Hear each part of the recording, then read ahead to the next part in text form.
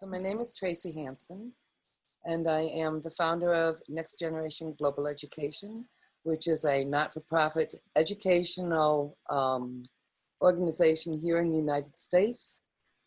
And I'm also the designer of the Matrix of the Learner, which I will briefly explain, but not in great detail because I did do that at the February AERO conference then, and I went to sort of in depth. So I'll go just very briefly and then tell you, it was a little unexpected for me because I was not going to do this virtually, and I was going to do it live with audiences to participate, because that's how I run my conferences. It's really run by the audience.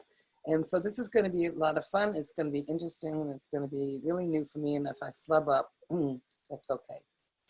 So first of all, I want to just share with you a little bit about what the Matrix of the Learner is. And I'm going to share my screen. And I'm not really good at doing PowerPoints, and I don't like them much, but I'm going to start one here briefly, I hope. I just have to get this out of the way so that I can do that.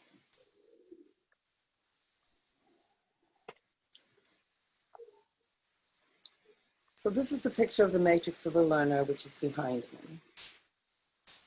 And really, if you just think of it like a bicycle wheel, and we all know what a wheel looks like. It's got its three parts, right? It has its hub or its center. It has its rim that goes around the outside. And it has the spokes that connect the center to the rim so that it can move. The matrix also has three parts. It has the center part, which is the learner. And the learner can be an individual. It can be a classroom. It can be a family. It can be a school. It can be an organization, a community. In many instances, it can also be a country.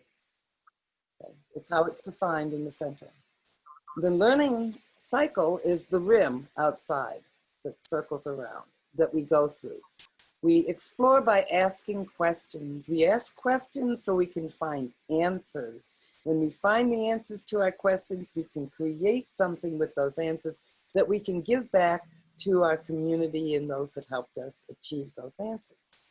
Mastery is secondary and something we constantly go through, but it really isn't, in my mind, what the purpose of education should be about.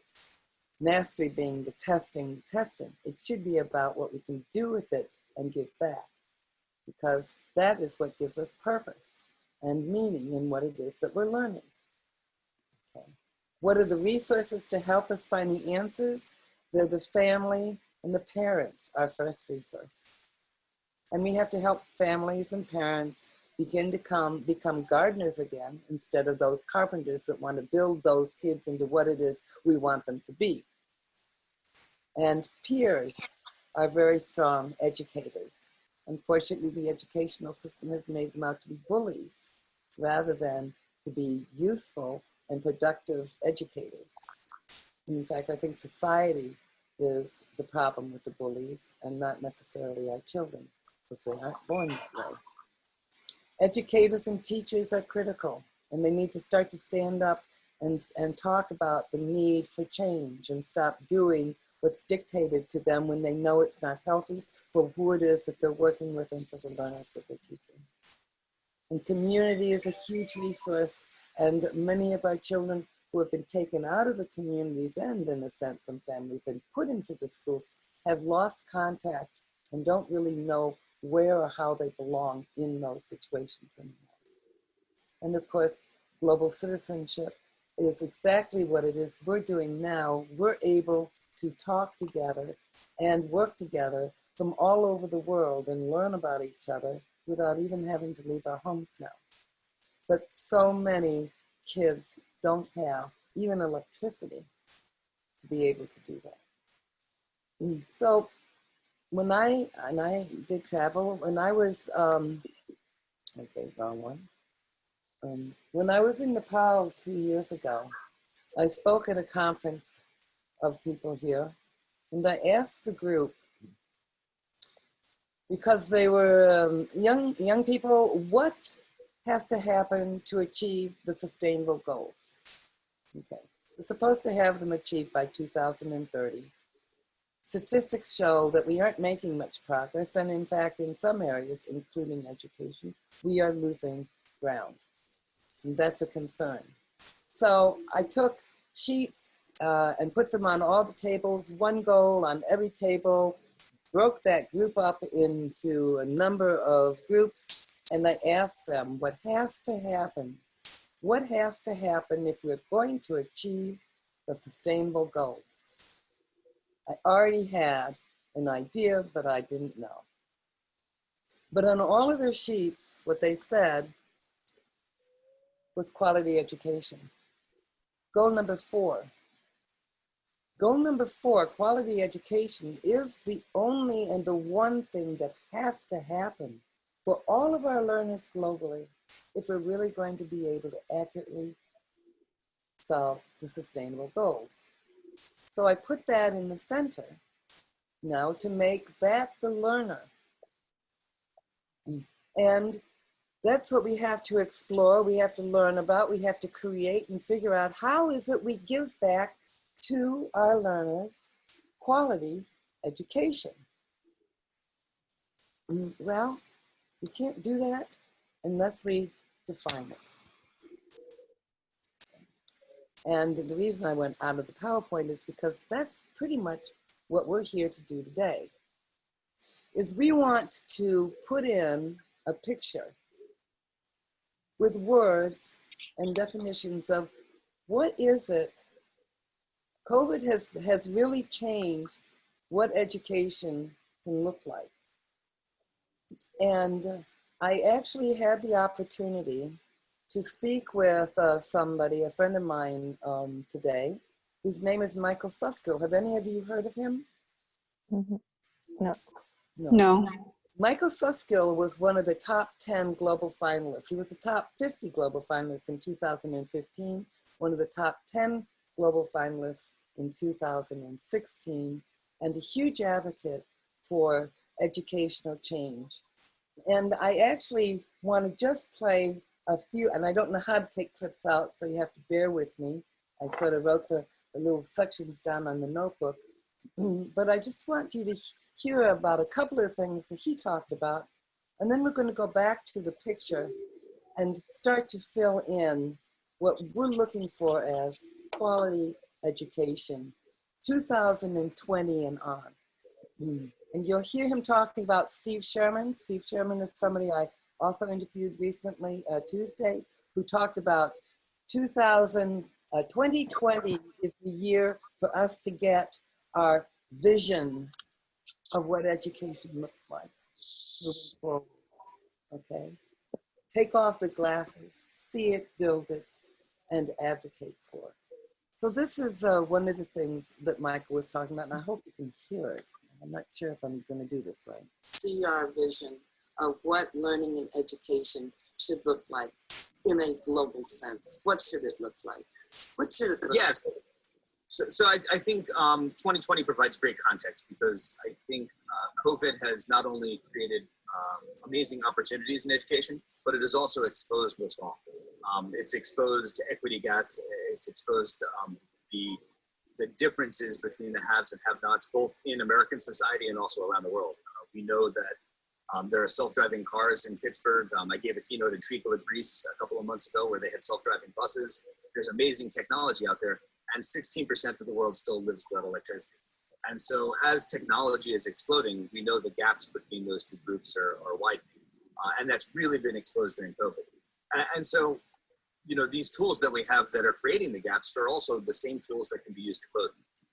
And so within education, once children have the opportunity to meet those who are different and to learn from each other, they're inevitably going to see the realities of the world. They're going to see those inequities.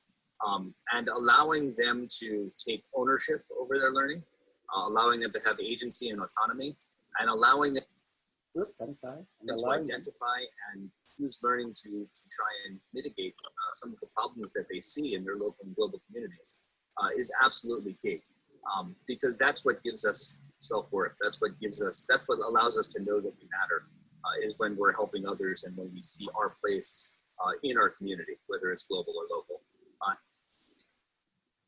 Now, he also suggests that there are 3 things that need to be put into balance. Society. I really think that it's a three-prong, 3 things need to be in balance. And actually, this is one of the chapters in the book that I now have currently in production, criticism. And I think those 3 things, to use some technical terms, one piece that we do really well in American education is qualification. We make sure that kids are qualified to do something after school. So that's our college and career readiness. But unfortunately, we put way too much focus on those economic purposes of education, right? We want kids to be trained to go into the workforce, but that's not the only thing that education should be doing. No, not necessarily training. It should be empowering them to go into the workforce in the place that they want to be going into, that's going to make them happy and sustainable, and yeah. Sure. So the other 2 things that need to be in balance that we don't do very well are subjectification, which is helping kids be holistically well and understand who they are as a person, what their passions are, how those passions intersect with the world around them, and then socialization, how they fit into the society that's educated, right? We see this incredible polarization and these tribalism in our politics. Sorry. What did I do? The rise of authoritarianism, and that is really because we have lost the ability to have respectful, nuanced conversations when we disagree, and that is a failure of education at its core. And interesting thing that he also had said. And then it will be your time. Education, qualification. Those 3 things have to be in balance in order for education to both serve individuals and also to serve society as a whole. So now we are talking, and this, by the way, is up on Facebook on my channels. So you are welcome, and I hope you will listen to the whole thing as well as other interviews with Steve Sherman and so forth. I'm not very good at this, I'm not good. Let's go with that and see. Education is before we started recording, we were talking about the Sustainable Development Goals and how all of them, education is the root of all of those, right? It's only one of the 17 goals, but it really is the basis. Right? It really is the center, yes. I'm going to come back to you now. And ask, first of all, what did you think about what he was saying? And does it ring true with you as parents, as educators, as community members, as learners? If you could just let me know who would like to talk. I've got all these people. You just raise your hand and mute yourself for me so that we can have a minute of discussion about that. Taryn? Taryn, my name's Taryn. Hi. Taryn. Hi, and where are you from? Johannesburg, South Africa. Ah, so you must know Steve Sherman. Yes? I don't actually. Oh, I don't. You must, because he's tell from me. South Africa. And please go and listen to the interview I did with him on Tuesday. He's also a friend of mine, and he does living math, and he's wonderful. And he's, again, all about what we're talking about. So, but tell me. I'm actually getting shivers as you're talking because it was so hard to make a choice whose talk to go to. And I just had a feeling about yours and I just came, and now you're telling me this. That's so fun. Oh, I'm glad. I'm glad. And I don't know what I'm doing either, so we're all in this together. Yes, tell me, what do you think? What do you think? I love when he said we've lost the ability to have rational conversations about issues. It becomes, I mean, what he's basically saying is that it actually becomes an anger competition. Who can get more angry and who can bully the other one into moving forward? We've lost that ability to connect and solve things together. It doesn't exist anymore. doesn't exist anymore. Why? Yeah, that's the question. Why? Who else wants to just add a comment, please? Just sort of raise a hand or let me know so that you, or just unmute yourself so that you can do that.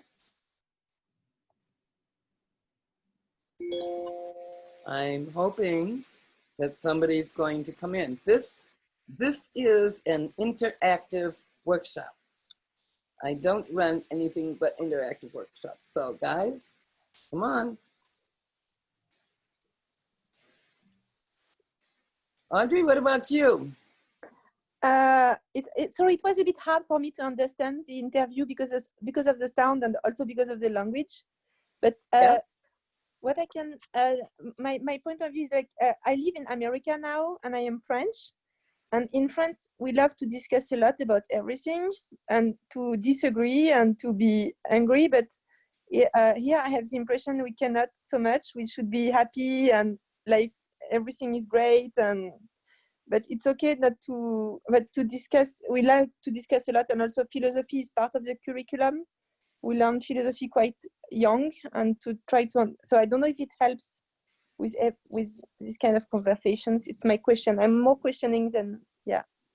And where did you move to in the United States? In Oakland, California. Oh, okay. You're on the totally other side of the United States. Yeah. So, and a lot of people have come in towards, I had started, so you've missed about 15 minutes or so, but we're really discussing the fact that, and the interview that I played parts of with Michael Suskill that I did today, and that of Steve Sherman are on, I can put it in our chat box if I can figure that out here. Okay. There is a channel called the Matrix Learning.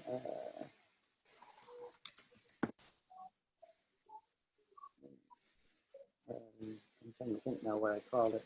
Matrix Learning Center. And that has interviews that I have done with different people, and as I say, recently with Michael Suskill today and Steve Sherman.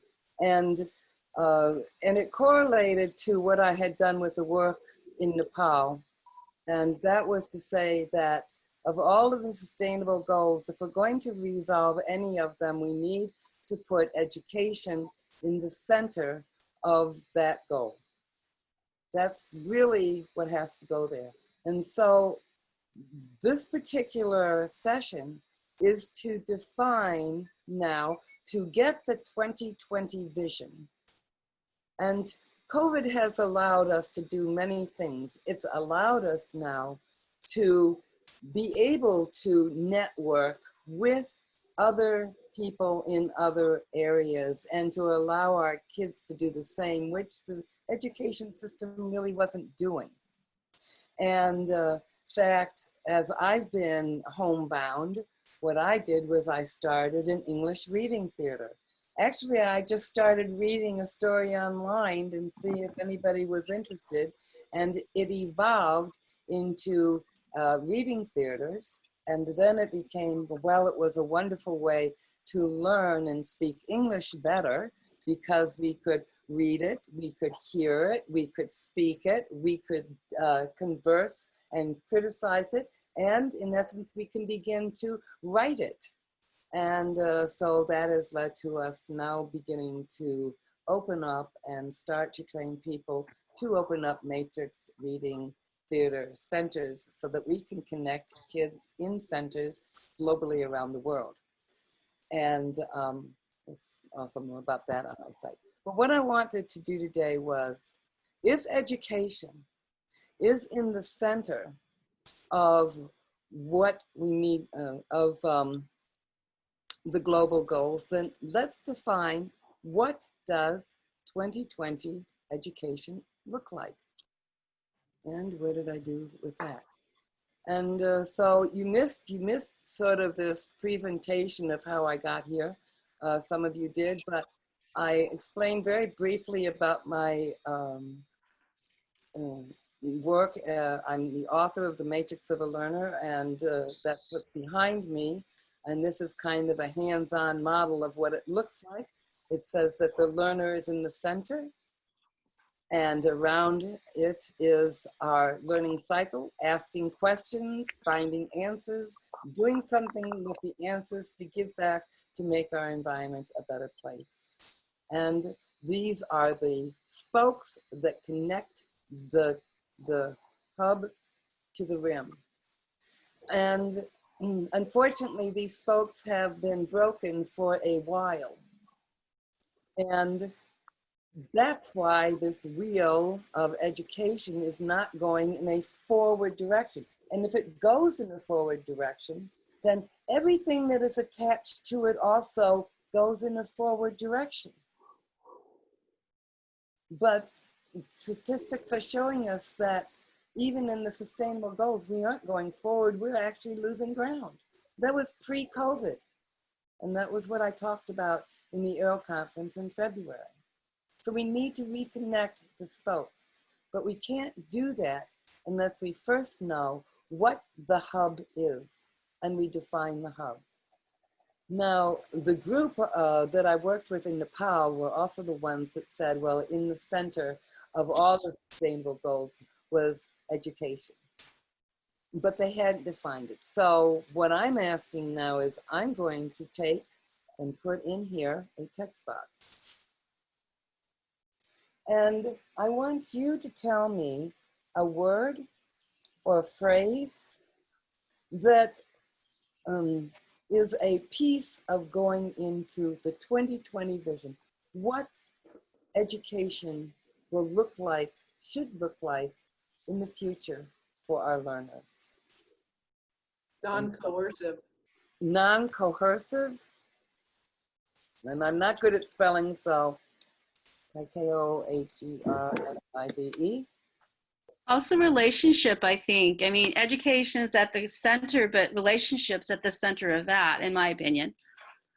Relationships. Can you just give me a little bit more about what you mean by relationship? Well, to me, education is all about relationship. You have a relationship with the children who are your students and relationship with their families. That, I mean, to me, that it's hard to have education without that. I mean, that's my opinion. Relationship, are you also maybe thinking of connection too? Right, That yes. education should be connected to all of the pieces? Mm-hmm. Is that, okay. Community. Community, mm-hmm. Relevant. Relevance. L-E-V-A-N, so I'll fix this later. Okay, what else? De-schooling. I'm sorry, Taryn, what did you say? De-schooling. Okay, De-schooling. I didn't get it. De-schooling. Oh, de-schooling. Oh, yes, of course. Uh-oh. Sorry, Taryn, to take your. Don't worry. Don't, you know, I'm sorry. You are in a matrix workshop. There's never a need to apologize that one helped another one out because, Okay. Okay? Got it. De-schooling. Okay. Choice. Choice. Whose choice? Learner's choice. Learner's choice to do what? Explore, find out.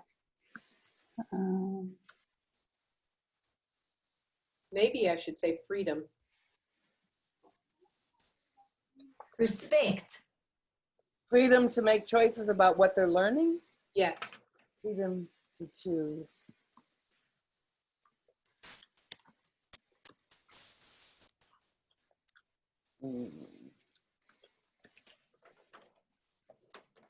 A freedom to explore. Freedom. What are they exploring? Life. Their passions, their questions. That's what I was waiting for. Their passions. The passion and their questions. I don't know how many of you are in here are parents, but kids have so many questions when they're little. And no, they just drive parents crazy with this and that and why, to the point where the parents have told the answers so many times they just want the kids to get lost. But I question whether or not it's because they're trying to always bother you, which could be, or they didn't understand the answer because you only told them instead of asking them and helping them find the answer. So that's one of the things I really work with families and parents, is to try and help them watch their kids, ask them questions, and when the kids ask them questions, explore the answers with them, don't just give it to them.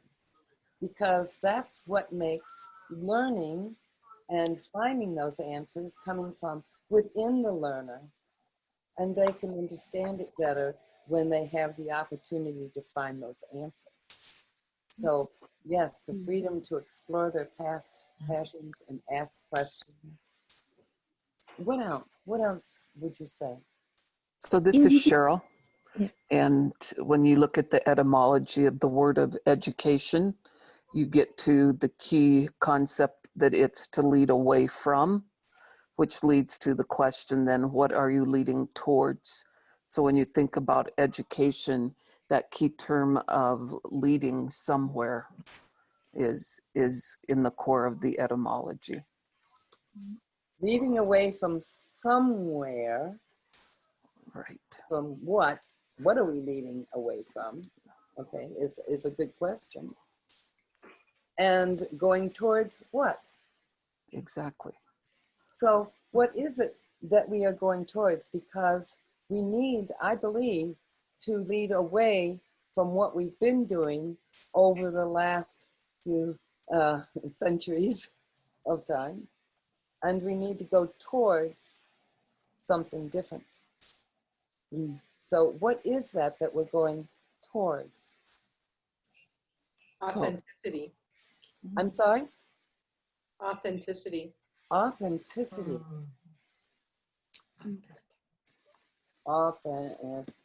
And don't worry about the spelling because I'm way off and I'll forget.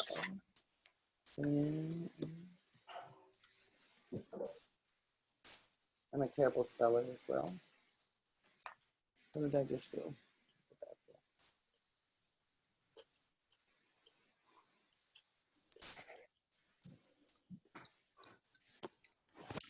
I know that's very wrong, probably.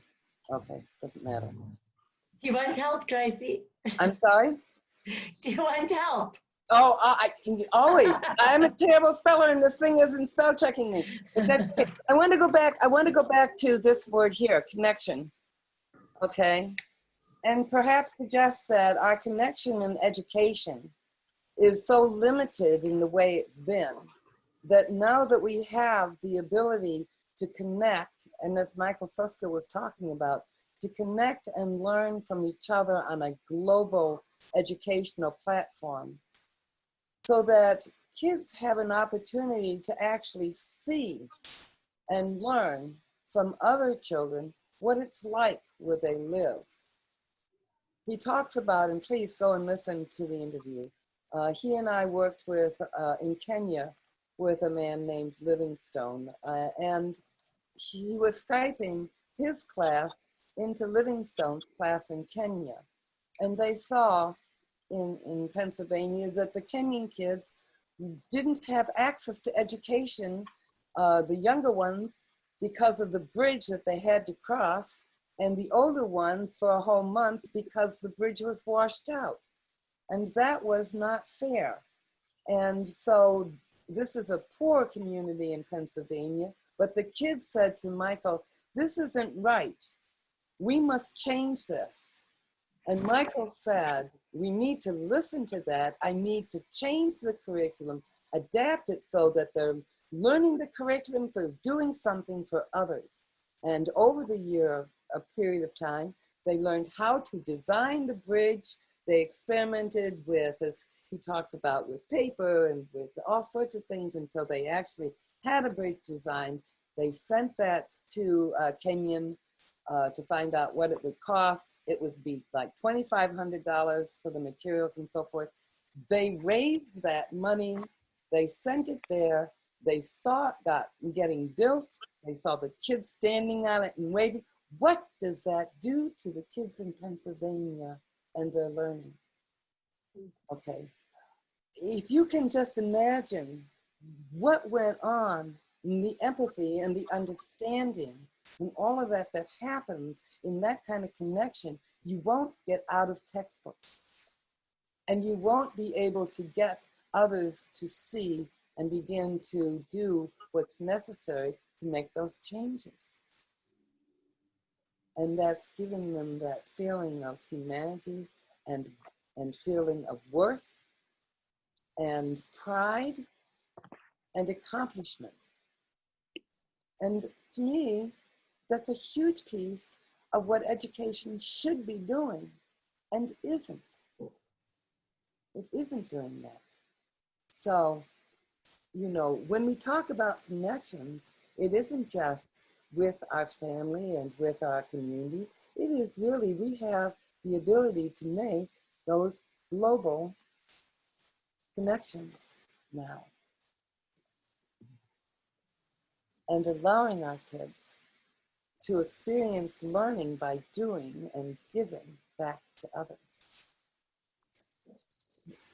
What other things do we want to, when we take our glasses off and we see education moving forward now into what we want to do?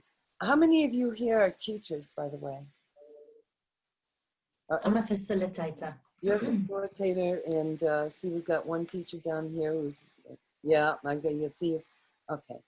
How often do you go into a classroom having to perform as a teacher with a textbook and a curriculum that you don't feel is advantageous and really helping with the education of your kids? I think so many teachers are feeling overwhelmed with the fact that they really are more hurting the learning ability of their kids than helping. And that's a huge frustration for educators. So this is Cheryl, and I'll answer your question this way. In order to know what is the best way to support student learner and the agency that they deserve by being a human being, so power in the passion and purpose of their learning, you have to understand how kids learn most powerfully and deeply, first and foremost, and you have to have the relationship with learners to absolutely get in that space of listening to what it is that drives them.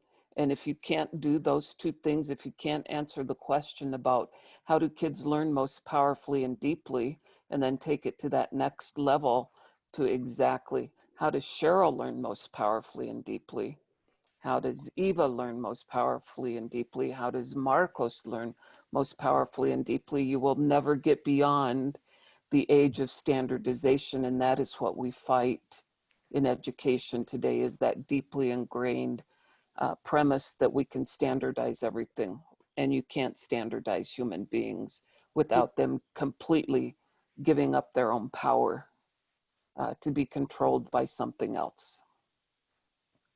So there's my 2 cents. You can't standardize, and yeah, you can't standardize learners. They've been trying to do that for a long time, haven't they? They sure have. And why? It's a control factor. It is a control factor, isn't it? If we can have our learners think as we want them to think and do as we want them to do, they will be qualified, we hope, to go out and find a job, although I have found in my travels that's not true. I have had many kids come to me who have graduated from high school. I have had those who have graduated from college. And I ask what they do, and they say, I don't have the skills to do anything.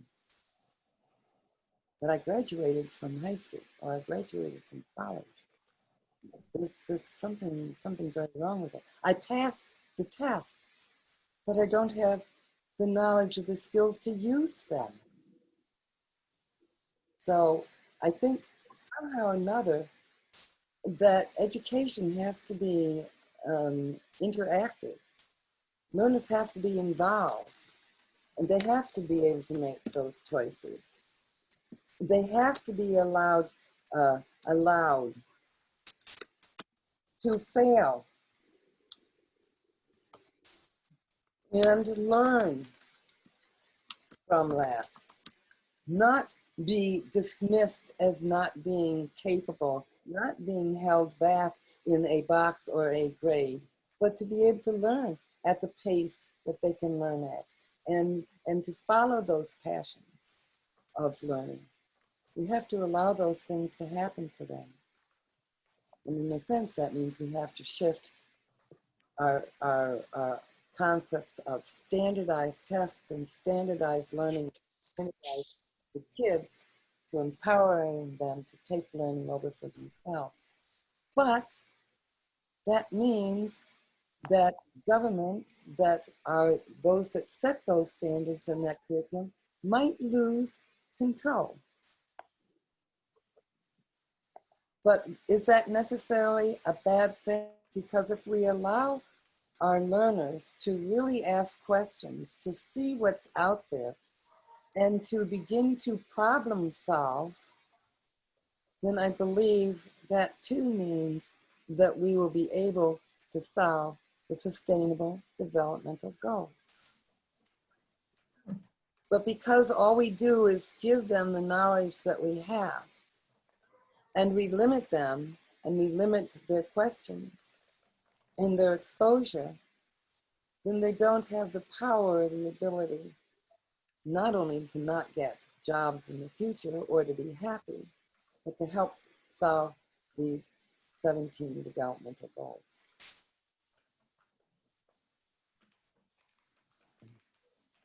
So, what do you think as an individual, what do you think you can do to help move us now? COVID's given us such a wonderful opportunity for us to begin to take charge. What can you do to help make that happen and change education in the center there and its definition of how it looks as we move forward?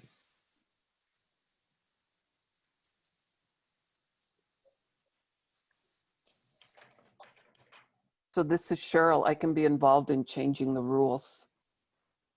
You can be involved. Cheryl, I can't see you, but I have a belief in your voice that you are already changing rules. That's exactly what I'm doing. Yes. And where are you from, Cheryl? So I'm from heaven. I currently live in Montana, though. Well, listen, I'm in Maine, and I think that's pretty much heaven, too. But I understand what you mean. So, Cheryl, what are you doing as far as changing the lines of education and moving it in a more positive direction? So 2 months ago, I accepted the #2 education post in the State Department of Education. And we are rewriting the rules. We're actually, I would say, removing the rules very deliberately, very intentionally, with all of those power structures in government that control. I have spent the last 2 years building deep relationships with legislators. And I can tell you, I have legislators that come today and say, whatever bill you need carried, you come see me. I want to carry it. And so it comes back to that relationship, and it's who you make the relationships with. And if we can't, so I'm a firm believer that education is focused on every learner, not those that say they go to public schools, or those that go to private schools, or those that go to home schools, or those that go to charter schools. We have to quit separating kids into these silos of, we help here, but we don't help here, and say we help all kids. And we're getting huge steam and leverage right now. And because COVID happened, if we don't act during COVID, then we've let the opportunity of the century just go by us for this opportunity to dramatically shift what we've all talked about for a very long time. Yes, yes. So that's what we can do. We can change the rules. Change the rules, and I commend you because you may be able to begin grassroots change and thinking, but unless you can also meet and change the thinking of the government and politics, we really are heading in a strong battle. So I commend you. And it's similar to what Michael Suskill is doing in Pennsylvania, and he's actually been in Washington, D.C., and he advocates for teachers to do just what you're doing, to stand up and go to their legislatures and talk to them and work with them and advocate for learners, all learners. That's it. Yeah. Wherever they are in the world. That's right. Wherever they are in the world. Because they're capable. They're incredibly capable. They are. And it's always, I end up watching, those reality things. What are they? Talent shows and stuff. And I'm just amazed. I'm amazed at the incredible talent, the gifts, whether it's a girl who's a magician or a ventriloquist or a singer or whatever it is. Huge gifts. But the one thing behind every one of them talks about is that they had a family or a parent that believed in them, yes, and that supported them, that listened to them, and that mentored them. And unfortunately, families are like teachers. They don't want to take that risk to stand up and say, no, stop putting my kid in a box. Listen to what they're saying. They have a passion. I can't think of anything that a kid would be passionate about, whether it's music or that doesn't incorporate all of those academic things that we force into the kids from the outside through curriculum. Instead of listening to what's here, letting it come out, learning those things naturally, holistically, and using them to make change, because that's what we learn for, is to become happy, self-sufficient, and giving and making where we live a better place. And we live in a world. So I want to just really thank you, because I think that's what you said is beautiful. Thank you. Thank you. Yes, I'd like to Randy? say thank you to Cheryl for the work that you're doing. While you were speaking, my whole body was in chills, and so appreciative, because that's where the change can happen, really, I believe. So right on. I wrote your name down. I'm going to be watching what you're doing. So am I, and so am I. Well, I like to watch everybody as much as I can. So other people, let's talk. This is a chance. We're here now to rewrite education. Let's do it. What else do we want to include? I actually have been putting in notes behind the scene here in our little circle, so that I'll be able to share that out as we define what education, what learning should look like for all of our learners. Or maybe I'll pose a problem to you all.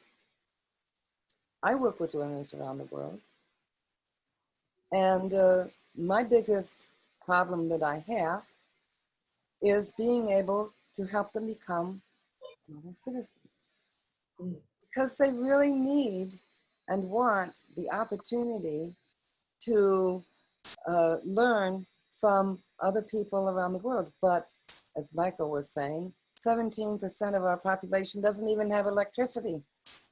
Doesn't even have electricity. Many of the places Michael and I have traveled in Kenya together and done some work. I've traveled in India, I've been in Nepal, I've been in various places in Africa, in remote villages. The passion for wanting to know and to learn is in every single child, and I have met everywhere.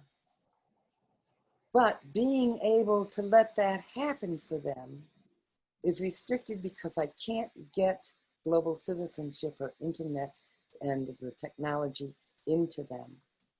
Whose responsibility is that to make sure that all learners have that access?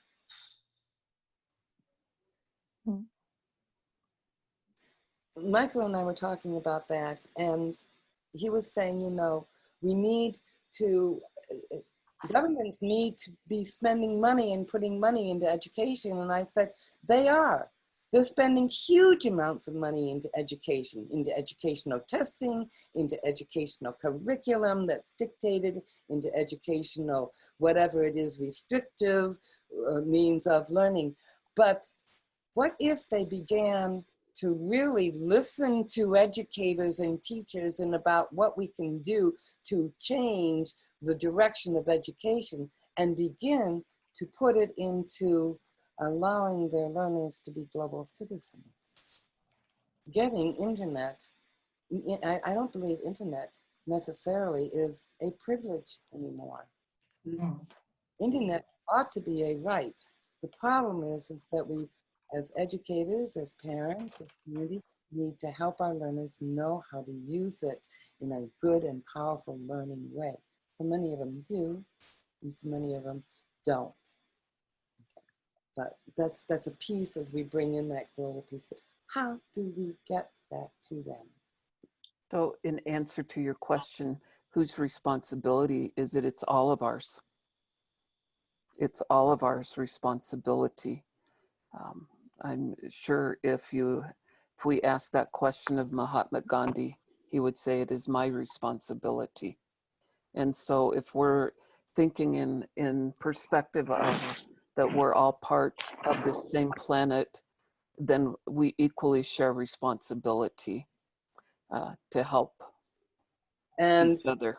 And how is it that we are going to be able to empower people to do that, and the understanding for them to understand that it is our responsibility as humans to empower and help each other?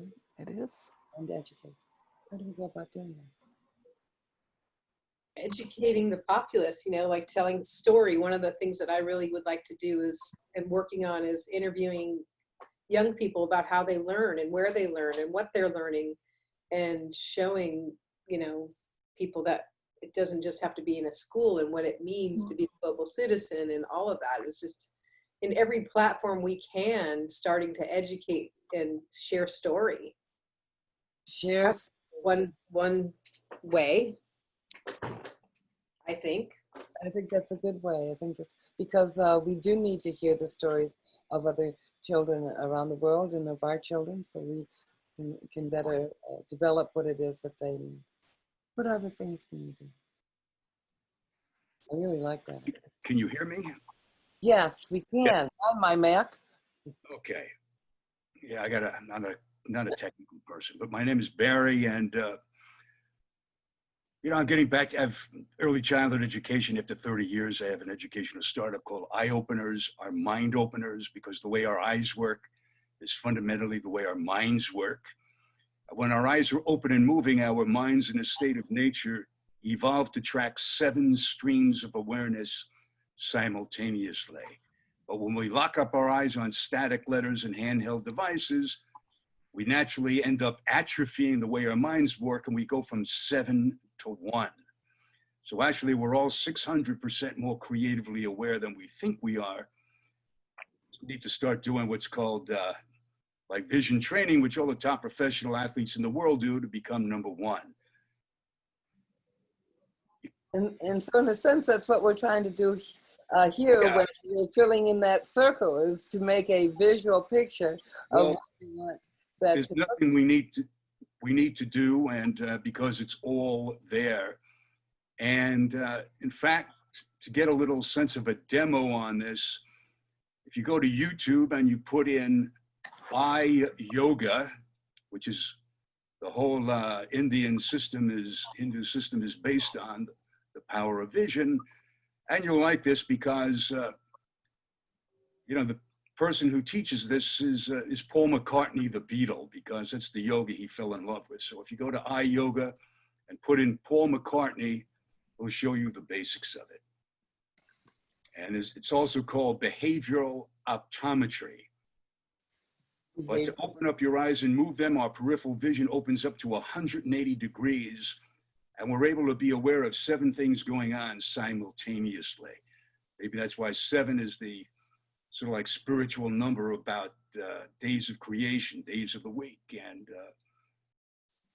but that's something huge, and I would like to share it. And also my little one piece that I have on YouTube. It's called No Adults Left Behind, where 5-year-old Dominican descent kindergarten kids in New York City put the basics of life together better than any politician on television. In 30 seconds at the end, they put everything we need to know coming out of COVID-19 together instinctively. This is what 5-year-olds said. My wish for the world would be that everybody should get along together, that people should share, everybody should be friends, people should help each other, and that everybody should stop fighting. 5 years old, because they haven't been to ding-dong school yet. I was going to say that's because they haven't started getting trained yet, huh? Yes. Yeah. And also the creative problem-solving technique called systems thinking that's going out all over the Fortune 500 world. You know, started at MIT, systems thinking department with Peter Senge, S-E-N-G-E, marvelous man to look up on YouTube. He's done research. Who are the best natural systems thinkers in terms of age? How old do you think they are? Oh, they are probably under 6 years of age. Turn out to be 4 years old. So 4-year-old kids are displaying creative problem-solving skills, is what employers are looking for in employees. They're outperforming many high school students at the age of 4. And why do you Because we have brains in our head and nobody knows how a brain works. My favorite little humor joke like this, my George Carlin joke, is you've heard of Rene Descartes, I think therefore I'm a jerk. No, I think therefore I am. He was around in 1650. Nobody dissected a human body. So do you know what Descartes, it's called the father of modern philosophy. Do you know what he actually thought was inside your skull and what was stored in there? He said, you can look this up on Wikipedia. He said, your skull was a storage place in your body for sperm. That sperm was stored inside your skull. So where do we go from there?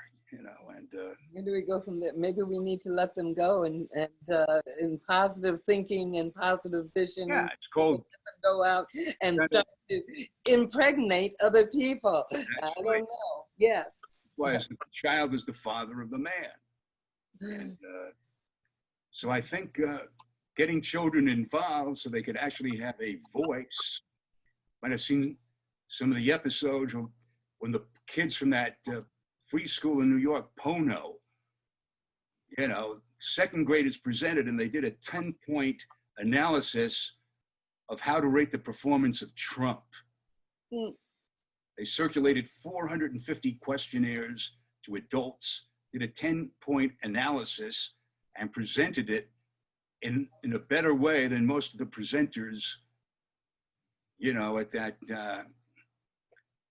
AERO conference did. I mean, the kids are astounding. When you go to Edutopia and you look up design thinking, the 5-year-olds are sounding, you know, like you're talking to somebody in charge of a department at some kind of a corporation. I mean, you know, we're just taught to be complete morons. You know, John Gatto, who was so connected with AERO when he was still around, after he retired, he wrote a book called Weapons of Mass Instruction. Unbelievable. The founding of public education in this country, sponsored by Carnegie and Rockefeller, who put money in everybody's pockets to make sure, you know, just raise generations of people that were dumb and stupid, robots to go on an assembly line and do what they're told and never ask any questions, because that might be, you know, a challenge, you know, to their money making. But he actually circulates the original documents when public education became a law in this country. And it almost makes me fall over at this point. It says, one of the main purposes of public education is to make sure a child never learns to trust himself. And number two is to make sure children and their parents never get to trust each other either. So these are the sides of the main reason for public education, to just keep the number 1% in positions of power. Despite the fact that they're destroying hundreds of millions of lives, but who cares? As long as I'm number one. It's like Trump, King Baby Ego in his nursery, on his throne, I am the one, the kid in the baby carriage holding up his torch. Yes, and we're going to continue spending how much money in curriculum to teach our kids not to be bullied? Yeah, well, that's up to us. And I think particularly, if you ever want to read something very insightful that is absolutely beautiful, the most beautiful educational book I have ever seen, it's called Nurtured by Love by Shunichi Suzuki. And he says mothers and parents should be encouraged to know they will be their best teachers their children will ever have. And to get that word out there. Thank you for everything. And I thank you, and I know that I'm going to have to probably close. So, I'm just going to recap a little bit about what we've been doing and who I am and so forth. I am Tracy Hanson, and all of what you're talking about is what I hope you see behind me in the matrix of a learner. It is what I use with teachers and educators to help them define and understand where it is that they're going and what their passion is and what they want. And I don't believe that whole cycle that starts with the explore, which is asking questions. It's questions, it's our questions that begin that whole learning. It's our questions that are taken, our voice that's taken away from us in an education system that we need to be able to give back to people. I have a YouTube channel. It's called Matrix Learning, where there are interviews. I've also started, and I'm in the process of creating a global network of reading theater clubs where kids can get together and read. Reading theater, and for people who don't know, it's really stories that are scripted into dialogue, and it allows the kids to take on roles and parts and read them, and you can write theater scripts, science scripts, math scripts, whatever kind of stuff. It's an interactive and fun way for kids to be able to learn. And we do it on a global platform because, again, we want them to be able to take what they're doing and share it with kids in other countries and to learn from them about their cultures and their language, and that, again. So I don't know, I think do I have to end now? But I want to thank the people that were here, and to please feel free to connect with me, as I would love to connect with all of you. And how do you access the global theater? How do, I'm sorry? How does one access the global theater you're speaking of? Oh, okay. Well, and that really started off sort of freakishly, but I'll tell you, I have a, on YouTube, it's called the English Reading Theater Club. And I'm now just taking some people who have been coming to that. We do Readers Theater Monday, Wednesday, and Friday at 9 o'clock in the morning on my Zoom channel, and it is posted there. And on my Matrix channel, there's also videos of the Readers Theater. We're in the process now of training people to go out and be able to start up clubs in their countries. So that's something to connect kids to kids. Audrey, did you have something? No, thank you. I just wanted to say thank you. Yeah. Oh, you're welcome. You're Yeah. welcome. And I want to thank all of you for joining with me. As I say, this was supposed to be interactive, and I hope it was somewhat, because I'm not a presenter as such, nor does the Matrix tell me that I am to tell you, but it is to only put a seed in your mind for you now to grow into what it is you want it to be. I just want to share one beautiful thing. I look up the origins of words, and I discovered one of the original meanings of the word beauty going back to Homer in the beginning. So beauty originally has the sense of meaning, the act of responding to your own calling. So when you come from your own heart and you let your inside outside and express your truth, that is the original meaning of beauty.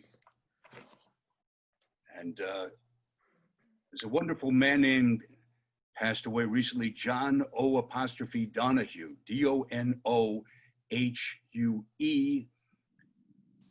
And his first book was called Anamcara, Anamcara, which is a Celtic expression for your soul love. And it's just taking every aspect of living in life, your soul friend, excuse me, and with the mind and ability of a poet, taking every aspect of what we're talking about and just getting to the essence in one paragraph. He is absolutely astounding. So I wish everybody follow your dreams and follow your heart. And like Gary, don't go. I need your email address, please. I saw you at an AERO conference once and I asked Peter for it and he didn't get back to me. Please tell me your email address. My email address? Yes, I want to connect with you. Do you remember me? I'm Taryn from South Africa. Yeah, I mentioned, okay, Lawrence Vanderpost again is, you know, a hero of mine. And so my email, it's my first and last name together. Barry, Barry. Yes. Chiate.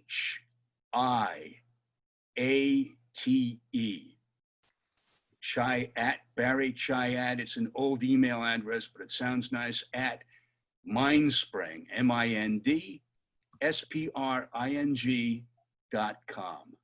Awesome, thank you. And Tracy, before you go, you have to tell me about Steve Sherman. Steve Sherman is in South Africa, living math. He is just a wonderful guy, and I'm in the process of now putting his video together and putting that also up on my YouTube channel and on my Facebook pages. And so you'll find them there. And he's just, again, he's a mover, he's creative, he's a connector. He believes in connecting kids to all different things that are happening in the world. But his real passion is math and making it come alive for them by giving them a problem or an idea or a concept and having them try to figure out an answer to it and, you know, nudging. But again, it's about not just giving the answers to kids, listening to their questions and being able to help them and guide them in finding them their answers, helping them find the resources for those answers. And then when they create and do something with it, to allow them to do it, not just in a small, but let it get out there. Give that value to what their learning is. You know, when we talk about all the homework and stuff and enabling parents, so many of the parents in the communities that I work with never had an opportunity to do any or a little bit of the learning that their kids are doing, even though it's not what we want for them. Let them take that home and become the educator within their home and within their community so that all of them can grow and find happiness and be prosper. Because we place so much emphasis on being economic and having the money what? Okay, yeah, you need a roof over your head and you need food, but we don't need so copious amounts of money because that's not what buys happiness. Somebody asked me, what is happiness to you? Happiness to me is a peace of mind knowing that the world is going to go in a more humane direction, and that our learners have value. And I'm willing to fight for that. Right on. What was the woman's name from South Africa again? I'm sorry. Karen. Yeah, I think you got, I don't know if you posted it up, but I think you got my email wrong. It's MINDSPRING. Did I do it wrong? With a D. It's not a mine. That's like something that blows up. Oh. It wasn't me, but I did get it. But we've established Tracy is bad at spelling. But I'm very good at spelling, but I'm not an academic at all. So I can't help you, Tracy. Sorry. All right. Well, I was just listening to what he said, and so I misunderstood. And if I try to type it again, I'll probably get his name wrong. But you've got it. And let me do it for you. Let me help you. Yeah. Well, you know, the other problem that I have, and this is totally irrelevant, is that I have been in shut-in since the 15th of March, and my fingernails are getting so bloody long, I can't use the stupid, I need to get out. No. Well, I can help you because I'm a qualified beauty therapist, you see? There you go. And, but yeah, the minor things, right? The major thing is, now is the time. Now is the time for us to really stand up and make those changes with our learners. And I am so proud and so happy to have the opportunity to meet you and to talk with you all. I am Tracy Hanson, and my address is much more simple because it's just a Gmail address. I think you put it at the beginning. And it's btracyh@gmail.com. I just want to share one more thing that, you know, it's incredibly ironic, but Ralph Waldo Emerson and the Transcendentalists that included Henry David Thoreau, the mother of American feminism, Margaret Fuller, their situations 180 years ago are so connected to where we are today that individuals were being warehoused by the powers that be. So it's the same basic idea. The individual's life matters the most. Nature is the model. So it's just so ironic that when you read some of their work, everything that Emerson presented was spoken word. So the essays are only like 30 or 40 pages a piece, but like nature, human resiliency, he sounds like he's having a podcast interview with Oprah Winfrey. But their ideas are so connected of the direction that we can go at this point that it is simply astounding. And it could be a model to go in at this point because some of the greatest creative artists ended up putting their writing and their talents and ability to be able to share ideas about how people on their own can reach higher levels of self-awareness and create meaningful communities among themselves. And so there's a wonderful biography on Emerson called Emerson, The Mind on Fire. And 1/4 of those books are filled with their own entries from their own personal journals. So you're getting to know Emerson, Thoreau, and Margaret Fuller. I couldn't say enough about her. She's the mother of American feminism. That anyway, that it's just wonderful to reconnect to other creative, compassionate human beings that actually possess the same human nature we've had since the cave days, that, you know, they could be participating in this Zoom call 180 years ago because they'd be talking about the same exact things. So it's wonderful stuff. And thank you all for coming. Namaste to you in your morning, your evening, your afternoon. And continue doing and advocating what you're doing. And we will make those changes for our lives. Thank you. Thank you. Thank you, Tracy. Barry, I want to tell you